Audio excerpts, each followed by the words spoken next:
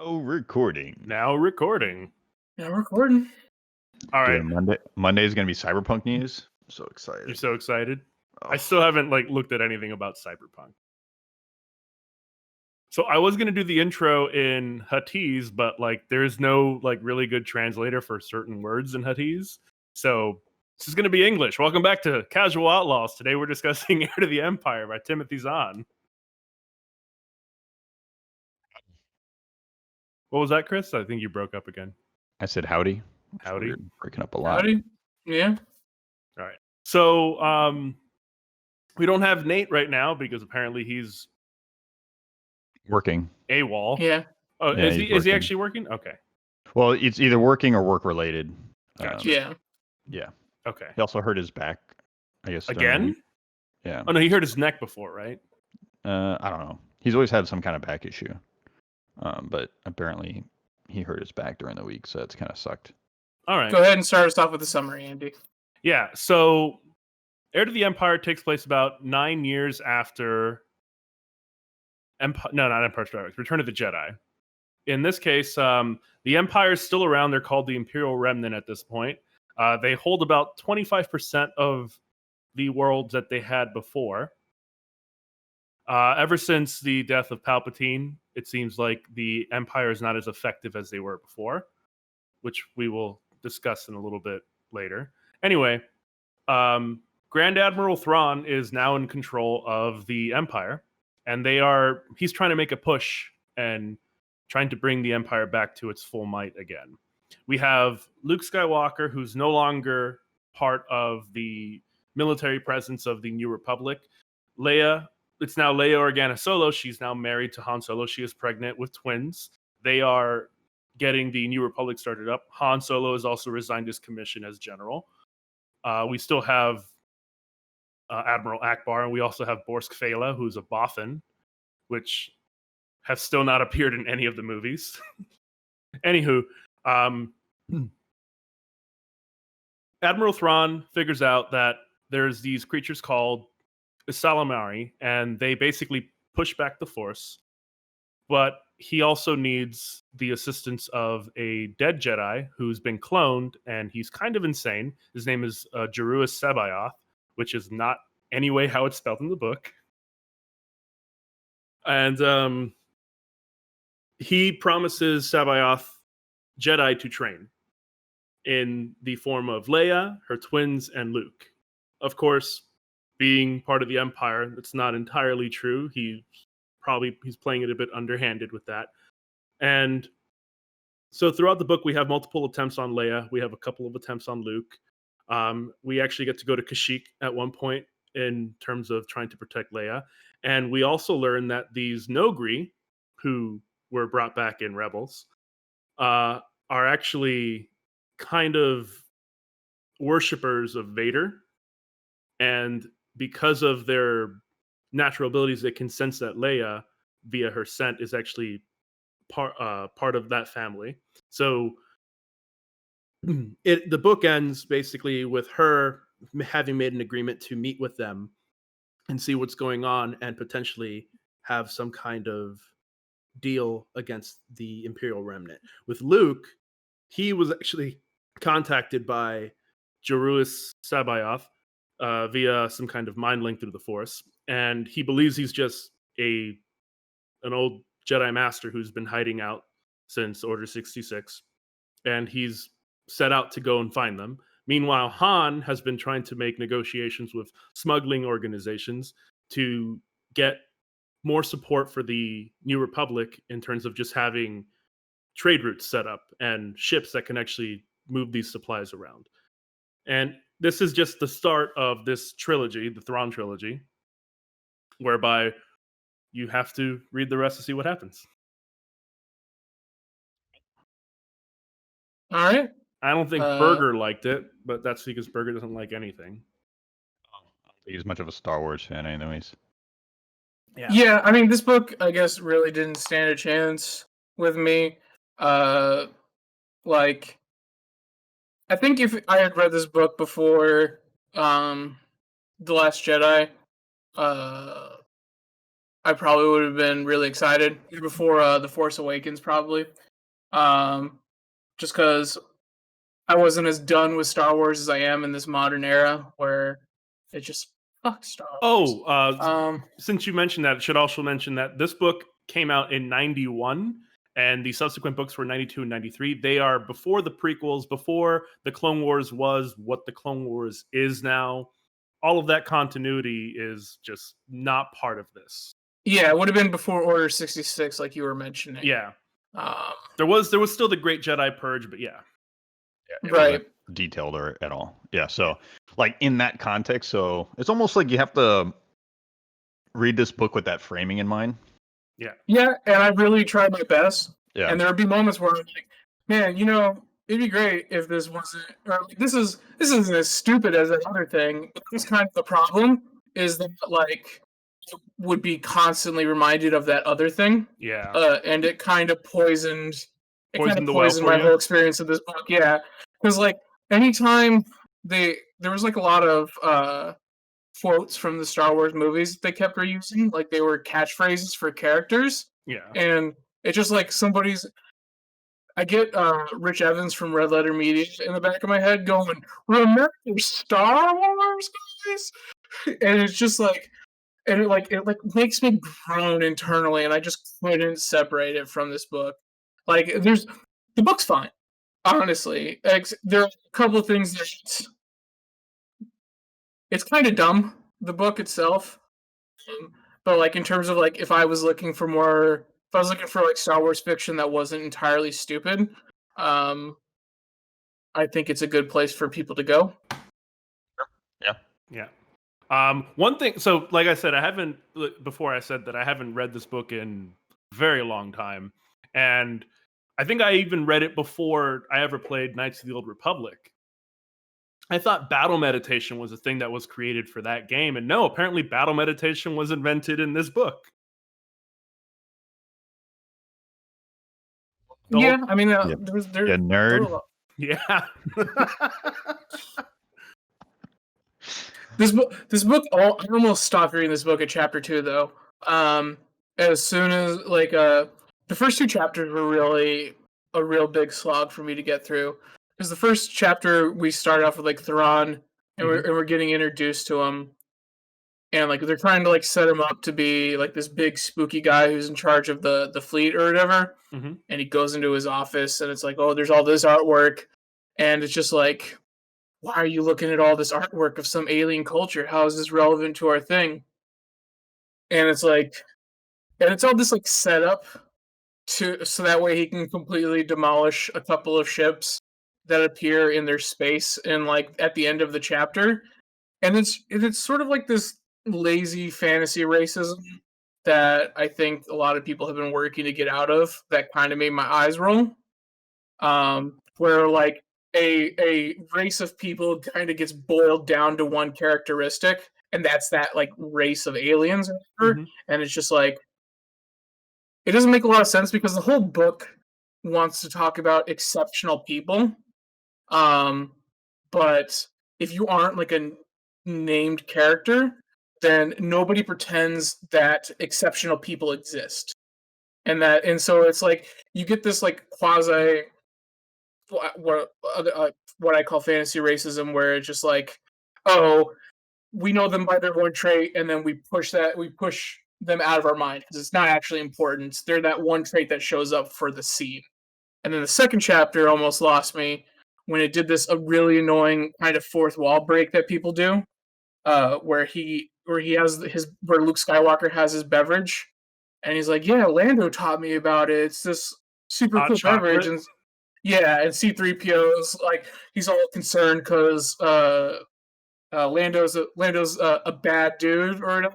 Like he's a ruffian of sorts. And she's like, yeah, it's a reputable and he's like, turn to camera, it's hot chocolate, and it's like it's the most brain-inducing thing that has ever happened to me. It was just like, oh my god, this is so bad. Hot chocolate can't exist in the Star Wars universe? It's not that it can't exist. It's that it wouldn't be called hot chocolate. How do you know? Why not? They call dogs in the Star Wars universe. Yeah, and I wouldn't really be happy.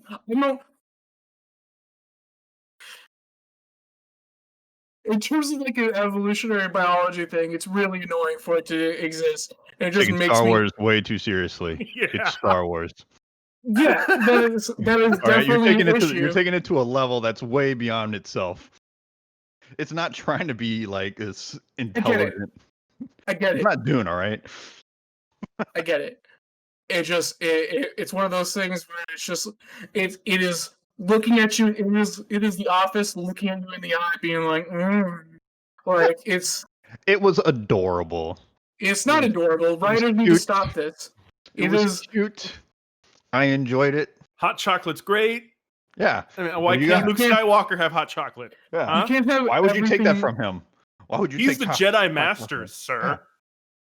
Master's a strong word for Luke at that time. My issue with fantasy books is when they use like proper nouns. You can use adjectives, like you could say it's a very hot and chocolatey drink, but if you call it the like noun version, like it's hot chocolate, like that's a specific parallel that exists within our world. That is completely a fourth wall breaking thing that I think is really groany to me, and I really hate it in fantasy. You think it should have just called like chalk, hot chalk? You can't, if it wouldn't have annoyed me if you said it's a hot and chocolatey drink, called and make up fantasy name versus it's hot chocolate.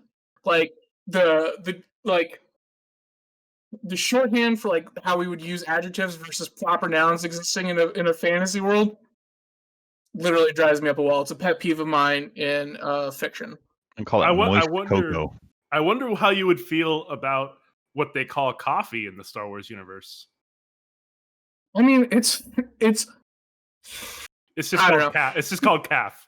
Yeah, no, that's fine. Like as long as it's like not a direct thing, like because a lot of things can get called cafes and things like that. It's technically it would probably work. It depends if I like read it or not, or if it was like a brand deal. If it was like if we were watching a movie and it was like a weird product placement, it's calf, and I would fucking throw something at the screen at that case. It's just more of an issue with like using this noun that way that drives me up a wall. And I almost when I was listening, I had a feeling, oh yeah, Burger's gonna have a comment about this. it's so bad. I hate it when writers do this. I really do. Yeah, what are you gonna do? Not do it. Too late. It was 91. It happened. I get it. You can't go back and change it now. I think the things when Han would say like I've got a bad feeling about this. Yeah, over and over again. He says it multiple times. Yeah, I'm like I don't think it wouldn't have bothered me so much if it weren't for Red Letter Media and Rich Evans, that kind of thing where like it's just like a thing because like it feels very 80s where like you have your characters and they have their catchphrases. And like it works if I think about it as like an 80s movie, but it does not hold up today, I don't think. And it's kind of really sure if this was the first book of the expanded universe or not. I want to look it up, but I haven't done so because there's several Star Wars books out there.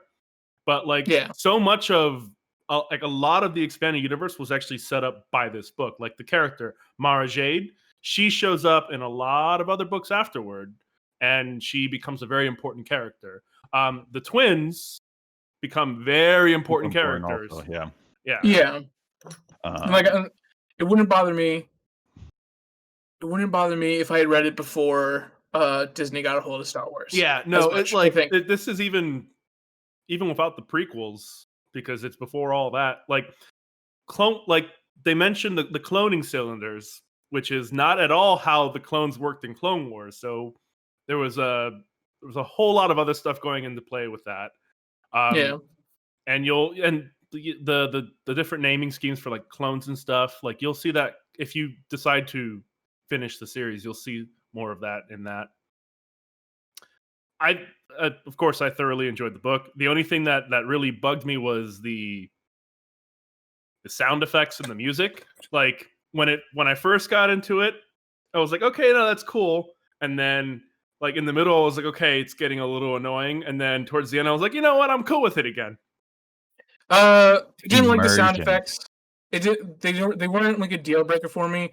The only thing that I thought was kind of bad is that his Han Solo impression was very dog shit. I thought it was very bad. I would have preferred no impression. I think his if you listen to his Han Solo impression at not 1.0 speed, it actually sounds a lot better. It's just he speaks too slow for it to be Han Solo for me. It's bad either way because I listened to most of this book at 1.5 because I was groaning a lot. His didn't bother me. I was fine. I was not concerned about it personally. So like all the other voices were okay. I just really hated the Han voice. Okay. I don't know. Yeah. He just doesn't like Han Solo. Yeah, I guess. Too many one-liners. That's why he likes The Force Awakens so much, because Han Solo gets fucking murdered. Yeah, sure. Best scene in the movie. They killed the actor that most did not want to have anything to do with the movie. It's true. He wanted to be done by Empire Strikes Back. But he wanted the money. Yeah. He has more planes to crash in a field somewhere. He has been in a lot of crashes recently. He crashes a plane like every year or something. It's insane. The book was fine. The one thing that did go through my head, like while reading it, was like, oh man, I wish this was the actual sequel. Yes. Like it's just better already. Like it's just better, right? But I don't know if that's like the hardest bar to cross. That's true. Right? But this is like an actual story that's been written that could be crossing that bar. And I haven't read too many like and the three parts of it, parts of it are also done by the same person. Yeah. Having one vision. As a general fan that doesn't have as much disdain as Burger does, I thought they did, like when I think of Rebels, when they introduced Thrawn, I thought they did a good job with overall like who the character is based off this book. I was like reading the book and then I'll think about the Rebels cartoon and Thrawn in the cartoon. I'm like, oh, they did a pretty good job like taking his personality and over to best they could. I thought that was really cool. And the Nogri. And the Nogri, yeah. Because Rook was also in Rebels. Yes, he was. Yeah, I forgot about that. I don't know. But the book is fine.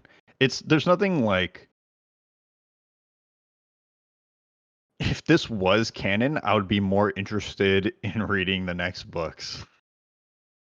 To be honest, because I really wish this would have been. I'm just interested in the world building, right? Because that world building, I like Thrawn overall, and Mara Jade. I don't like the use of clones in general. Well, personally, then you don't want to keep reading. Well, the thing, the clone stuff, the clone stuff is really just kind of, it only happens in 2 different occasions throughout the series. So, and we already met one of the clones. That's Jeruit's. Yeah. My problem with clones in general is a lot of times it's used as plot armor. Yeah. To make things convenient, right? And same as like time travel. Like those are like 2 big things that are used as plot armor. And then the problem with Star Wars is they also use the Force as plot armor. So like when you start combining like clones and then the Force as like plot armor, like it's like, oh god, okay. So the question is, do you want me to kind of go more into the other books to explain something? Okay. No, I may eventually read it. I don't know. Okay. Yeah. Just wanted to double check because there are certain things with the Force and clones that get involved in there. I struggled finding the ability to care a lot in this book. Like there's so little building of the Empire end of it. Like they're just sort of like faceless bad. Well, not faceless. They have a face. It's the Thrawn guy. They're just bad guy though. Like Star Wars has always been bad about like building faces of like even like the Rebel Alliance in the original trilogy, like, right? Like, where'd you guys get all the ships? And like, how did you guys? It's pretty much always just kind of black and white, good and evil. Yeah, trying to do it. How do you fight the Empire? How'd you win Endor? It doesn't make any sense. There's no way you should have won Endor, right? Like, yeah, like they're trying to do some world building on the Rebel side, like with the infighting with Borsk Fela and all that kind of stuff, and having Leia go as an ambassador trying to recruit worlds. Yeah. And there's absolutely no counterpart to this on the Empire side. Like don't know why they're fighting at all. Like if they're down to 25%, they're hard up on money. Like it seems like peace talks to negotiate some kind of integration into something to work something out would be like your most logical conclusion for someone like Thrawn. Um, like it doesn't it there's I don't know their motivation to keep fighting other than we need a bad guy. Yeah, I agree with that. Like, I think That Star Wars in gets general is really bad about that. Like, because Yeah. you're like you were saying, like Thrawn, why wouldn't he try to like build alliances with the smugglers, right? Yeah. To do stuff like to ship goods Well, I and mean, whatnot he instead was of basically trying to work with the smugglers, kind of, sort of. not really, not to like build an empire. No, definitely not for that. He was Yeah, we don't see he was we don't using them though, but yeah. we don't see any state trapped from the Empire side of it, um, which is important when you Well, are the head of a state, is to Yeah. have statecraft. I think when we get it from the rebel side, like yeah, we understand that they would have struggles setting up a new galactic government or whatever, but there needs to be some machine that already exists within the Empire and keeps perpetuating itself, and we don't get any of that. And it's just like, why are they even fucking fighting? Well, I see, don't care. the way that I interpret it, at least, is that it seems like, at least from what I understand, the Empire, they kind of just control things through the military. So really, what exists here in the Imperial Remnant is the Imperial Navy and the Imperial military, and that's how they rule. They basically just do it by subjugation. They take what they can, and then they hold it. Yeah, but you don't run a government that way. Yeah, well, I mean, that's how the Empire has always been run. It's pretty much just subjugation. No, really. No, that's not how it runs. Like, you have like the Emperor would have counselor. Like even we see in the Star Wars movies, he has counselors that he The would Grand talk Moffs. to. He has the Moffs, the Grand Moffs, which were military personnel, but they acted as governors. Yeah, but they are functions of state, as much as they are, military personnel. We don't see any functions of state. We just see Thrawn issuing battle orders and getting things ready for military missions. There's nothing behind the scenes that's like, oh, we're struggling with these sectors. These worlds have these needs. This world doesn't have any food for some reason. Like there's They don't care. zero. Yeah, no, they're just the bad guy for Luke Skywalker to get chased by, and it's very boring. You learn but more. It's not, Well, unless so like Star Wars has never been about like that kind of stuff though, right? So you don't go to Star Wars for that type of detail or content. You go to Star Wars because it's Star Wars, right? It's about good and evil. It's not about like I think that was like a big problem with the prequels, right? Because people are like, oh, they did all the Senate stuff, and then there's the Senate, and that was like a big problem with a lot of people with the prequels because of that politics stuff. I don't think that is the fault of Star Wars so much as it is the fault of the medium. Like trying to explain politics in a movie is going to be hard, and it's going to be a lot of wordy, and it's very lost. When you have the breadth to do something in a long form work of fiction like a book like this, you get to build upon it. You get to fill in those gaps of where the shorthand of the movie falls short. Yeah. And is that what people are going to Star Wars for? You know what I mean?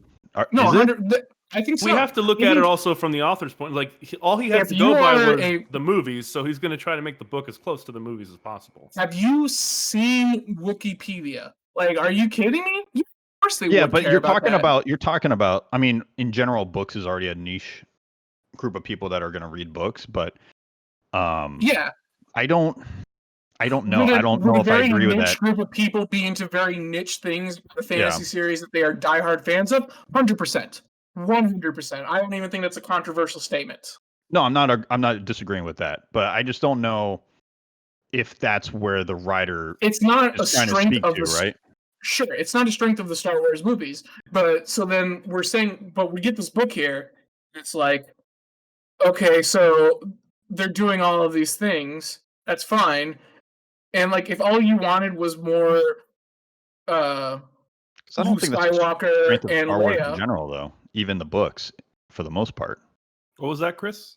I don't think that's the strength of Star Wars as a as a series is that type of detail. Sure, it might not be a strength, but to me in this book, it's a very big weakness. Yeah. Well, like you're right. This book had a potential to address those. Yeah, Yeah. like things, it's a thing where like at some point you got to be like, why the fuck is anybody doing any of this? This doesn't make any sense. Like it's if you're trying to do world building, there's these blocks that are the foundation of your story that are missing. I think that's You're not the breaking up. world I can't building. hear you. God, what is going on with my thing today? I don't think that's the type of world building, at least what Star Wars is really concerned about. There's, again, like Andy was saying, it's more about good versus evil. That's always kind of been Well, originally good Star versus Wars is a evil and metaphor. family, right? Yeah. So, Originally, but- Star Wars is a metaphor for World War II. Like it's all just a direct metaphor for World War II, and that's fine. But and like it's a very flat good versus evil kind of story. And that's fine if it stays in a movie. Like it's very good work for the medium of film. But now we're at this book where we're we're trying to work through Luke Skywalker's feelings about having to like be a Jedi Master and Leia's work as trying to become a Jedi as well as still be Princess Leia and represent people in that way. Ambassador. Yeah. And so when you have Leia who does all of this statecraft stuff, and she has direct opposition, like in the form of the Empire, we need a foil for her statecraft stuff.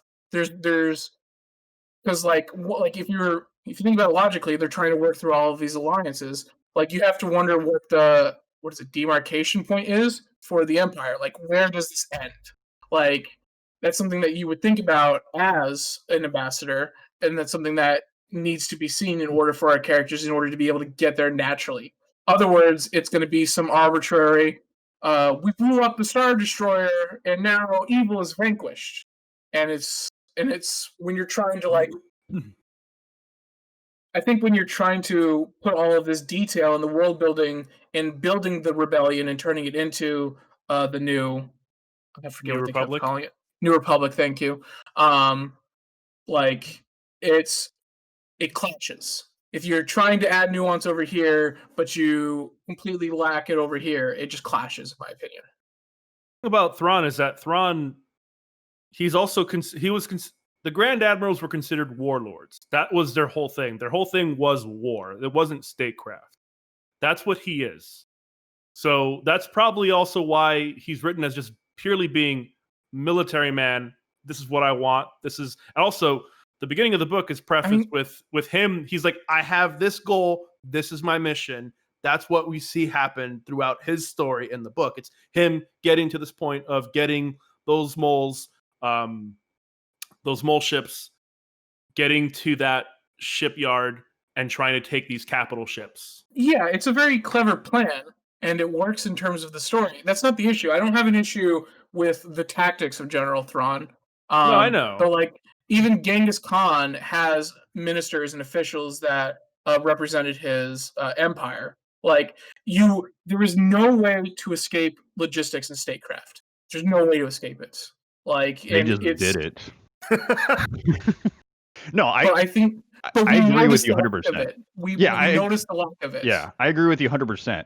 I just don't think that's like the intent of this book or the intent of the world building at all, and that's why it's not there. You will see. That's fine. Yeah, no, it could not be the intent, but I think that it is a very big weakness. It's a disservice to the story. And if someone's like, "Hey, are these books good?" and it's like, I don't know, there's like this whole section of the thing going there, but like if you aren't paying enough attention to it, then like you're gonna have some fun with some Jedi stuff. But all the stuff that isn't Jedi kind of sucks. Yeah. So like if you were to recommend this book, like someone's like, hey, I just want to like a quick fun book that's more actiony. Yeah, there was a lot of action in this book. Yeah. Right. This is probably the book. But if you want like real deep world building, this is not. I mean, it's it has some of the stuff because it introduces new characters. It's trying. There's a lot. There's a lot more world building from what I remember in the second book, and then it all comes to a close in the third book. But then the same writer, he eventually came out with the Hand of Thrawn duology. So it's 2 other books that take place about, I think, 10 years after these. That one, you find out a lot more about the Chiss ascendancy, and why Thrawn was who he was, and why he acted the way he did. Essentially, the writer was able to sit down and like really think about things. Yeah. But it sets up the whole Yuzavong War. Oh yeah. And more clones. That's how. What's that? More clones.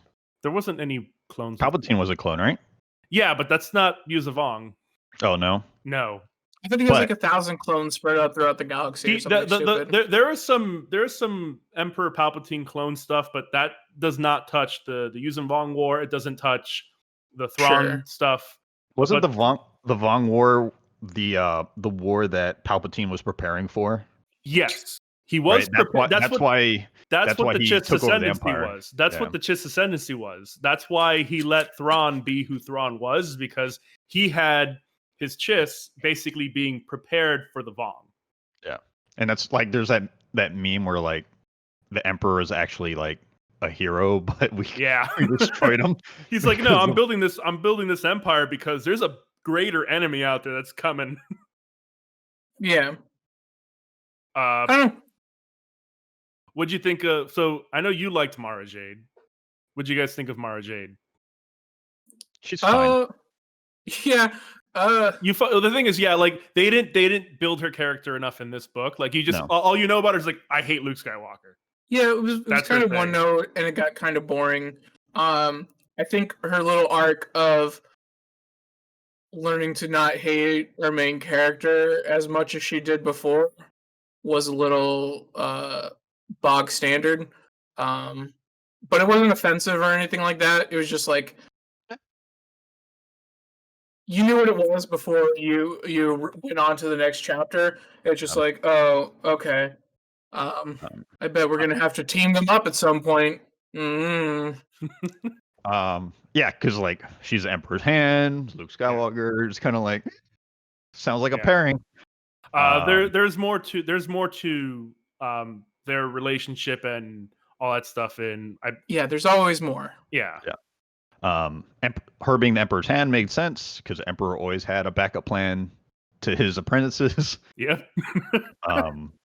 Which is why. Is she force sensitive or not? She is force sensitive, but she's not trained like a Dark Jedi or a Jedi or anything like that. She's basically just really good at her job because of the fact that she can use the Force. Yeah, I mean, the Palpatine always chose force sensitive people to be his right hand. You know what I mean? Yeah. As backup plans. Yeah, there was just the scene on Dagobah where Luke's dreaming and she like force pulls the lightsaber or something like that. Yeah, I wasn't sure if we were saying that she's a force sensitive because he like he's interacting with her and he isn't like, oh, you could be a Jedi. Let me train you. Well, see, the thing is, he doesn't really realize what she is because he can't really feel it because he's surrounded by those fucking Salamari. So they're pushing the Force back, so he can't actually use the Force for a good majority of the time that he's interacting with her. But he saw her use a Force pull in his dream. In a vision. He should be able to say, but he should be able to like draw 2 + 2 = 4 here and say like, hey, you probably are Force sensitive. You could be a Jedi based upon these visions I had. Oh no, he knows she's Force sensitive. When she introduces herself to him, she tells him, "It's like, feels kind of weird, right? Because that we can't use the Force right now." But at the same time, he completely understands she doesn't use the article here. It's just like, I bet it feels fucked up for you because you can't use the Force, huh, you little punk bitch. That's the energy she's putting into it. When she reveals herself to have been, is that not the energy she's putting into it, Chris? Yeah. She's got a lot of hate. She definitely does. It isn't though. Like, it feels weird to me too that we can't use the Force or anything like that. There's nothing explicit. Like, these two characters aren't like, they don't talk to each other, which is fine because they hate each other. He definitely realizes it, but like, he also realizes that she fucking hates him, and he's like little by little projecting a little bit. Well, like, I don't think that there's anything that I get directly from the text. that Luke is aware of it. Maybe Directly it's from something the that fact- happens did you more actually, later. Did you actually pick up the paperback? True Lethy man doesn't read. I fucking hate you. Oh my god. Okay. Yeah, she's fine. There's nothing like uniquely special about her at the moment, other than she's the Yeah. Emperor's hand. I like Did you- Card. Card's good. I Card's like cool Card. guy. Card's probably probably my favorite new character. Yeah. Yeah, he's my favorite. Card's I cool. think he's my favorite character of the book. I think everybody else is kind of You like guys that play both sides. I like okay. I like the Here's guys my- that are in the gray area. Yeah. Here's sort of my thesis. I like shitty people because I think all people are basically good, but all people are basically shitty. And I think when you see like people who play both sides, those are the most human characters you'll see in fiction. I think that's where people can really shine is when they aren't the Jedi or the Sith. They're the people in the middle, fucking digging to survive. The everyman. I think that's Not why even so many the people everyman. liked Han Solo, right? Because he was a smuggler and It was just this roguish guy.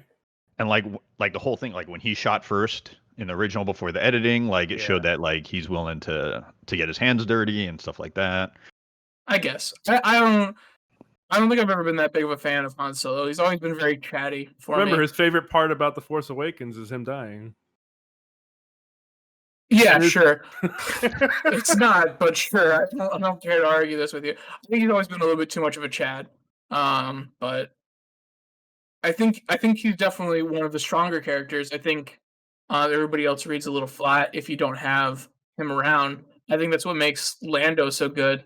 Because he's sort of like a dialed up version of Han Solo. Businessman Han Solo. Yeah, if Han Solo had some Charisma. swagger that felt earned, I guess, rather than just being a guy that's ferrying two homeless men across the galaxy. I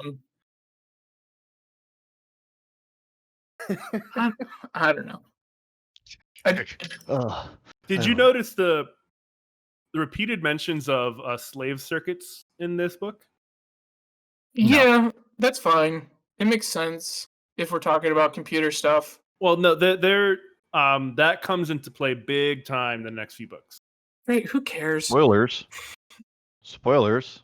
I didn't spoil it. I just said slave circuits. Who Play more. cares? I'm excited for the next two books is all. Just because it's been a long while since I've read these. Yeah. Yeah, for the most part, the book's fine. Right. It's fine. Yeah, I mean, like Burger was saying, of- like we have so much like There's so much already pushing going back on. against this because of all the canon stuff. And I can't because it's no longer canon. I can't take it as seriously, which is fine. Usually I can be pretty separate myself from stuff like that, but I can't help but think about Kathleen all the other Kennedy stuff that having are ruined the other shit. Yeah, it's not that it's no longer canon. It's that what is canon, and then you have to try and reconcile these two pieces of fiction from each other. And it's fucking why? Why did we do it? Why is the world like this sometimes? Why are we on the worst timeline, guys? Please, somebody help me. because it makes the most money. Yeah, fucking whatever. Yeah, so that's all I got really for it. Would you be open to the second book, Chris? Well, I think you already said you would be. Yeah, I'm not jumping rushing to want it. Get to the next book, to be honest. But I wouldn't be opposed to reading the next book either. Burger, you said you would kind of recommend it, but you also kind of wouldn't. It just depends on the person that's asking. I would have a stack of recommendations a mile high before I would come down to this book. I don't think I would tell anybody, hey, don't read this book. Now, if you're interested in Star Wars, then probably go for this book. Yeah, it's one of I don't know who I would recommend this book to, because people who would get into Star Wars today are probably the worst human beings who have ever existed. And people who would be into like So vicious. Right? I just Wow. mean like Well, Zoomers who are actually, can we go a little bit deeper into this statement of yours, where people who get into Star Wars today are garbage humans? Is that because you assume that they automatically prefer the sequels, or would this also be your opinion if somebody were to say be introduced to the original trilogy and the yeah, let me get through prequels? the rest of my statement there, because like what I'm saying is that anybody who would get into it today is probably a Zoomer who was able to watch all of these movies and be like, I want more. And in that case, fuck you, kid. I think anybody who's old enough who's like, yeah, I want to get into the I want to get into the old canon, made that statement like 10 years ago and has already done that. I don't know who would find in in the tall grass of the Pokemon world who isn't aware that this exists and like isn't they're done with Star Wars or like has a grudge against himself and is like, I'm gonna write an essay about why modern Star Wars is so shit. Like, I don't know who I would find to recommend this book to anywhere. Old people that didn't realize that Star Wars had an expanded universe, but grew up Yeah, on the but I original wouldn't care. trilogy. I'd be like, hey, you want to read science fiction stuff? There's a lot of good science fiction out there. Well, this I don't isn't science know. fiction. Yeah, or there's good fantasy More novels out fantasy. there. I would be recommending other fantasy. The only way that I would be able to recommend this book is to find a person who says I need more Star Wars, and I don't want to talk to that person anymore. I think. Man, the well has certainly been poisoned. Star for Wars you. hate, yeah. Jesus. Whew, it's bad. You know, Like, here's the thing. Star Wars is a great way to get people into either a fantasy or sci-fi genre. It is a gateway drug of sorts, right? Because you introduce them into it like this is like their introductory just to get them through the door, and then you're like, hey, if you really like that, I have something much better.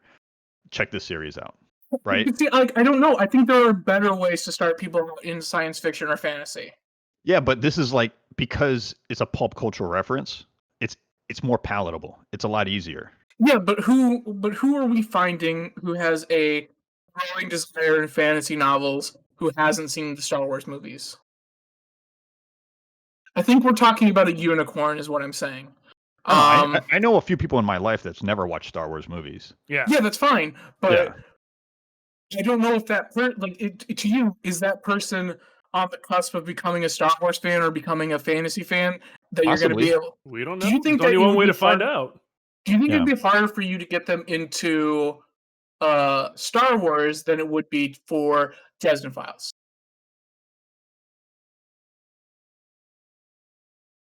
Depend on the person. I don't know. That's Dresden a very Files is kind that's of a a very hard sell. bullshit answer. What Yeah. is Dresden tried to- Files a really hard sell? Like, Yeah, because I did you talked to a watch lot. Buffy the Like Vampire Slayer in your life? Would you like to see, or would Yeah, you like but to read a cool? the people I'm talking about don't watch Buffy the Vampire Slayer either.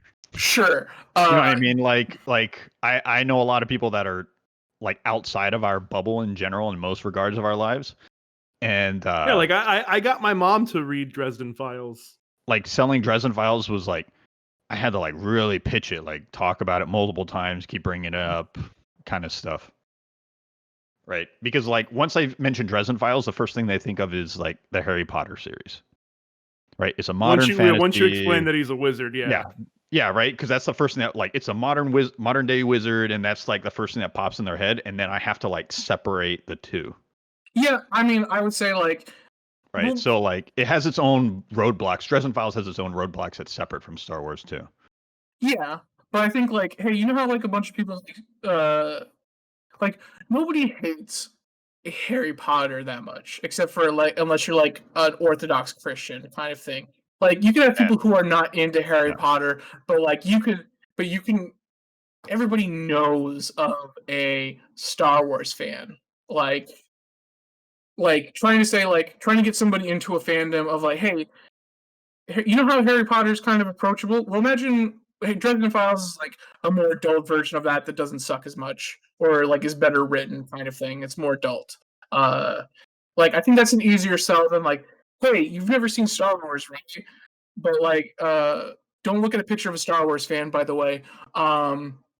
Yeah, so like these books are kind of interesting, and you can watch the movies, and like you'll be part of this Well, pop culture if I thing. met someone who had never seen Star Wars, doesn't know Star Wars, I would definitely not start them with this book. Yeah.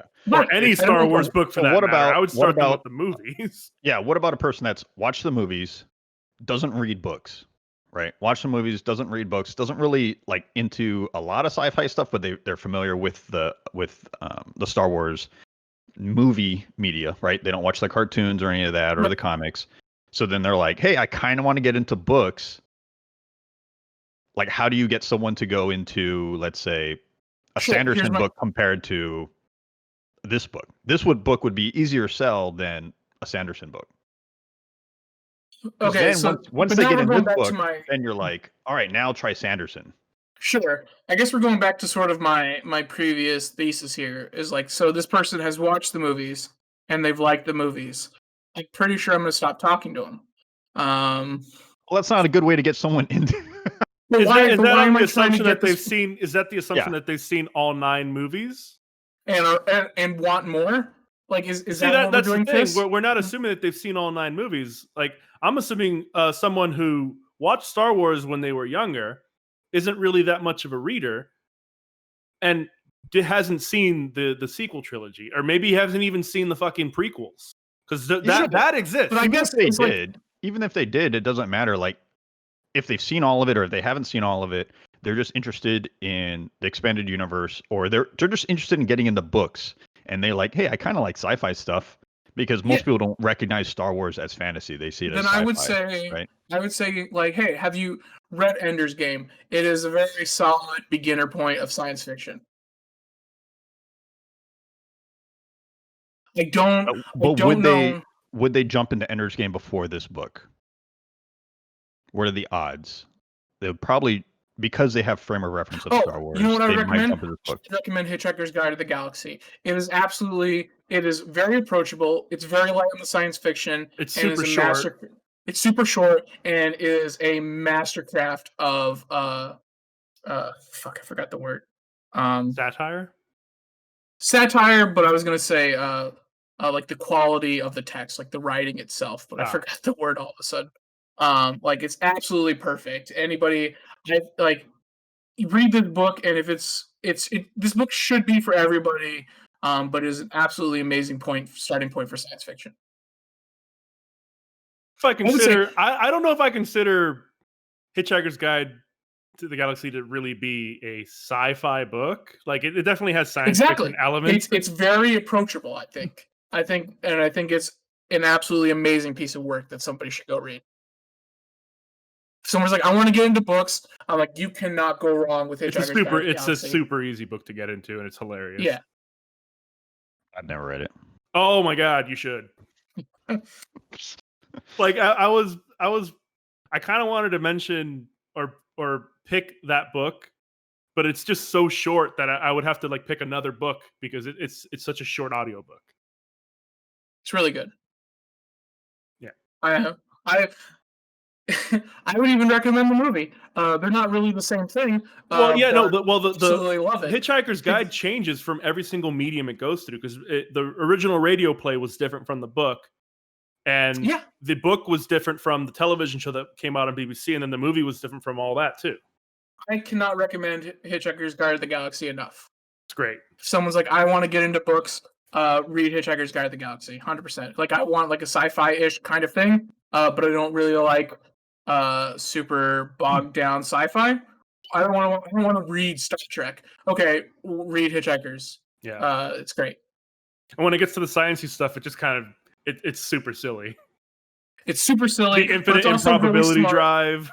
Yeah, but it's also super smart at the same time. I think one of my absolute favorite pieces of writing ever is in Restaurant at the End of the Universe, which is like the second book in the series. Is that the third? It's the second one. Okay.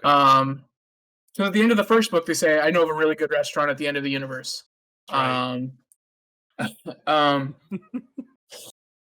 It's like this, like 2, maybe 3 pages, and it's like a fake science article about an alien who wonders where all of his pens disappear to when he drops them on the ground. And he writes like this big math paper, and he like gets like the Nobel Prize of the time. It's makes me laugh so hard, so good. I cannot recommend Hitchhiker's Guide to the Galaxy enough. Conclusion of Heir of the Empire. Go read Hitchhiker's Guide to the Galaxy.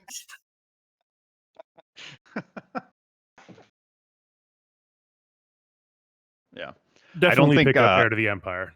I don't think Star Wars books is gonna play well further Burger? along with Burger. I think we should pick more Star Wars books. I didn't hate the book. I think it's I know. fine. I know. It's but just talking shit. We're just Yeah. talking shit. At this point.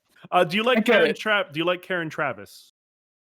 I don't know what Karen Travis is. She's an author. She does a lot of sci-fi books. She actually wrote a number of Halo books too, and she's done a few different.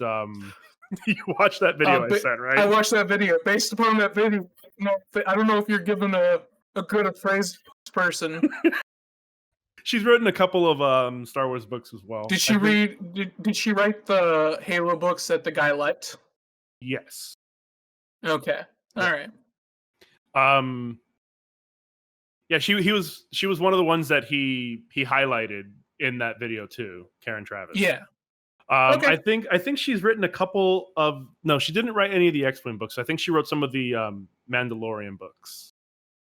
See, if we were gonna read more Star Wars fiction, I would want it to be Old Republic or Mandalorian stuff. Or maybe what is it, the Bane sequence? Like that's what I would be interested in. Well, Darth Bane is Old Republic, so yeah, that works.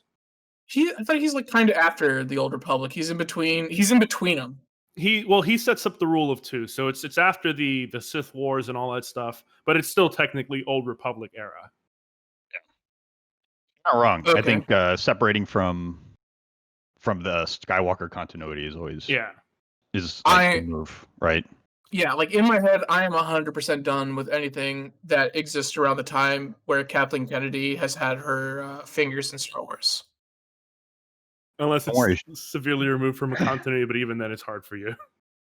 Yeah, well, because you are forced, like in this modern era, you are forced to compare the two directly, and I'm very much done with them. Well, the Path of Destruction book, the Darth Bane book, is actually pretty good. I enjoyed it. Oh, Darth Bane book. Okay, yeah, I'm sure it'll be fine. Because the Old Republic is probably, I think, the best. So there's a lot of room there for world building. Like the two games, the Old Republic 1 and 2, I think are the best Star Wars fiction I've ever interacted with. Don't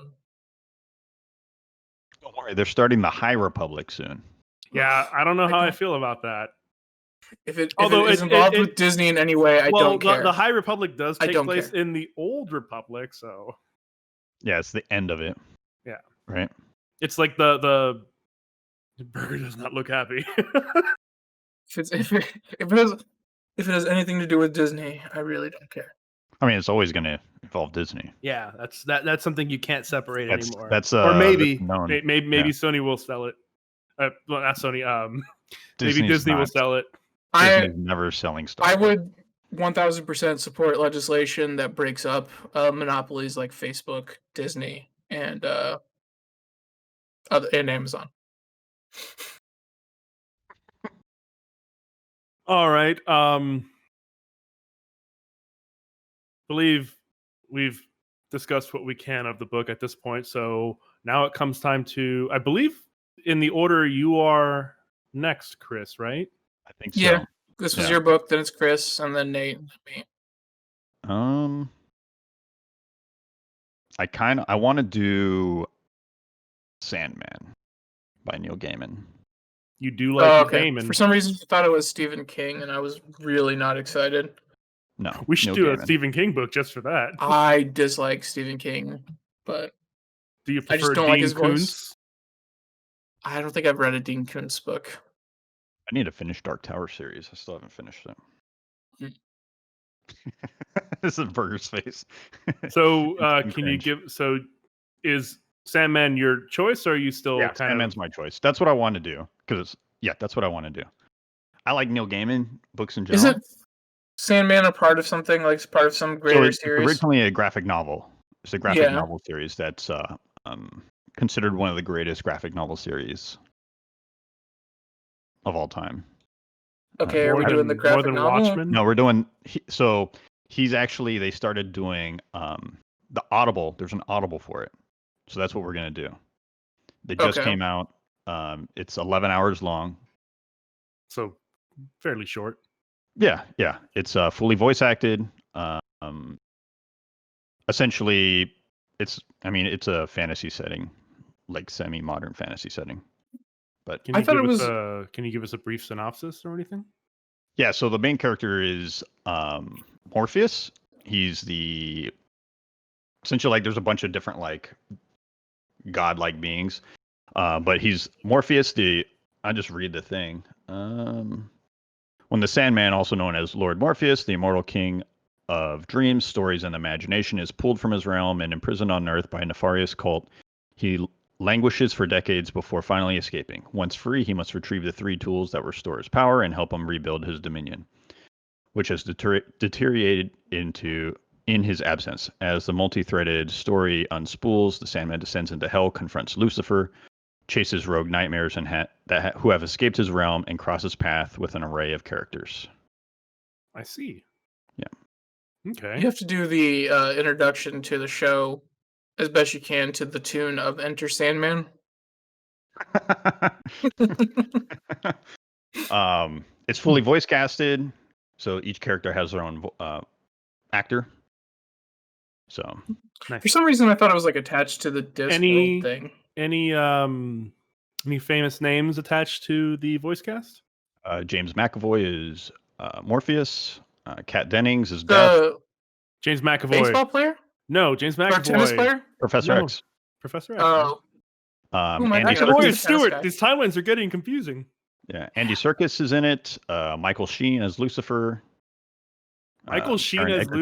Lucifer. Wait, Michael Yeah. wasn't Michael Sheen in Good Omens? Yeah. But he played the angel, right? Yeah. Ah.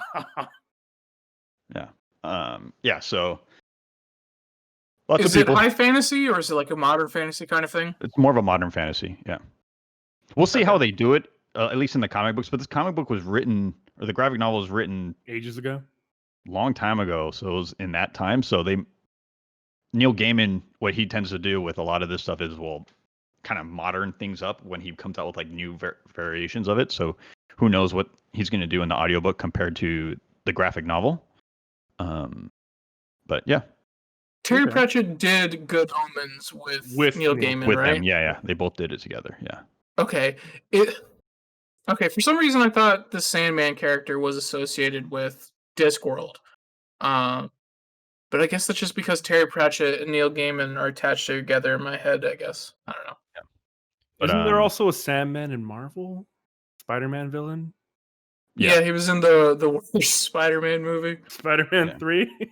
Yeah. Did you watch that stupid gif I sent? Yes. Oh, But, man. this book takes place the first 3 graphic novels. So Okay. 3 volumes, the first 3 volumes. And I haven't read the second and third volume. I've only read the first volume, and I really And you enjoyed have it. not listened to this audiobook yet, or you have? No, I haven't. Okay, It so just you're, came you're- out, so you're like, going in fresh. This came out the same day as Peace Talks. Oh, okay. Like when you said, I did hear you say that it just came out, but I don't know what the time frame of it just came out was. Yeah, I don't know if you've listened to other or read other Neil Gaiman books or not. I did generally like the them. Norse mythology one, and then I did do Good Omens. Oh, hey, you did Norse mythology? I like Norse mythology. Yeah. American Gods, Norse mythology. I did American Gods as well. Yeah. Yeah. The good show production on that one, too. really disappointed me. Show compared to the takes book. a rapid left turn. Oh yeah. I enjoyed the show for what it is, but yeah, no, it's enjoyable. I'm able to separate. But You have to it's separate different. yourself from the book. Yeah. I've yet to watch the second season of the show because I heard like they had so much production issues. Oh, and apparently there's even more production issues. Yeah. With like they got rid of fucking Orlando Jones. Yeah. So that's what's made me not want to continue watching because of all those production issues. I'm like worried about quality and stuff like that because I did enjoy the show for what it was. Mm-hmm. So, Enter Sandman, 2 weeks, 11 Enter hours. Sandman. Yeah, Enter Sandman. That's how we're gonna start the podcast. And then do a 10-minute intro. I don't think we can. We're gonna play like 5 seconds of audio until we There you get go. 5 seconds, and then that's it. And don't do the beginning of the song. You have to do like 5 seconds, like into the song somewhere randomly. Yeah. I said you gotta do the episode opening. Yeah, and then you can't open the episode with it because how the algorithm works is it usually like checks the first 10 minutes of a show or like first 5 minutes, and then after that you get a little bit more leeway. Wiggle room. Yeah. That's why if you watch a lot of reaction videos for like songs and stuff, they don't start it right away. They wait a few minutes and do they a just little bit talky jibber talk. jabber. Yeah. All right. Yeah, YouTube doesn't like it if you cuss in like the first minute of the video or something like that, from what I'm hearing. Fuckers. They don't like a lot of stuff. Yeah. Certain keywords in general. All right, so we'll go ahead and just end the episode now then. We've discussed. All right, boys. Boy.